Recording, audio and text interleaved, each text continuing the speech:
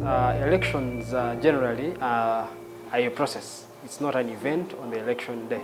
So they are fundamental freedoms that must be upheld, protected, and promoted by players in government and other organizations that work together with the Electoral Commission so that we can have a free, fair, and credible election. Uganda has gone through under a process to reach where we are today. So freedoms do not come from the Constitution alone, but they are international instruments that emphasize the freedoms that we must uphold, protect, and promote. So during elections, freedom of expression was greatly infringed by security agencies, mainly the police, the other security organizations. For example, in Agago, where the FDC candidate, Patrick Amuriat, was speaking to himself for 30 minutes on radio when it was cut off under the orders of the district police commander of the district. Secondly, Honorable Chagulanyi Sentamu Robert was to campaign in Hoima. He was denied access to a radio station after he had paid, and the DPC and the RDC of the area stopped them from campaigning. This precisely meant that even candidates who are campaigning would not access media houses. The limitations of freedoms of expression are enshrined in the Constitution. However, the Constitution does not promote a limitation that infringes the right that is given. So therefore, the government and security agencies ought to have protected the rights of candidates and at least promoted and upheld the constitutional provisions that are within Article 29 of the Constitution. Organizations had come up with a quasi-organization that would promote, monitor, and observe elections.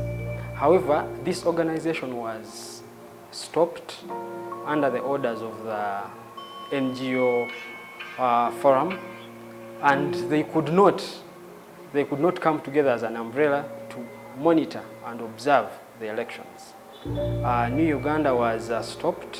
There was a court order as well, which I believe was in error by the High Court judge, that was Justice Musa Sekana.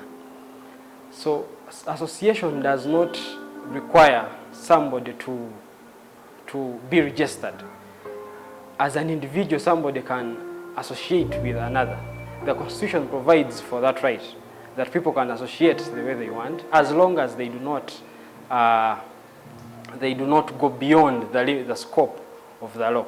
This election did not envisage or did not promote, protect, and uphold the freedoms of candidates, freedoms of civil society organizations, freedoms of even voters could not associate, because the Electoral Commission issued guidelines that were stopping members of political parties or even supporters to gather in numbers because of the COVID-19 regulations.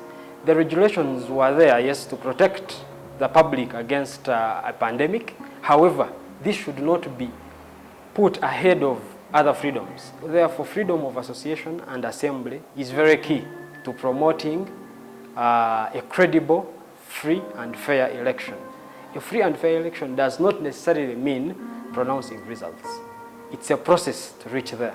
So the issue would be what was done by the Electoral Commission to ensure that, because this time was within the scope of the Electoral Commission to guide and promote elections. The law, the Electoral Commission Act, gives them the mandate to protect and promote certain rights during the period of elections. For instance, the Electoral Commission has the mandate to provide security, but they negated that role and gave it to the police and other security agencies. We saw how police was stopping other candidates from campaigning and leaving others to campaign without any hindrances. For example, Honorable Chagulanyi was stopped from campaigning in the whole of eastern Uganda, and he was arrested, which resulted in 2 riots, and very many people were killed. So that is the reason I think that the freedom of association, assembly, and freedom of expression are very key during the election period.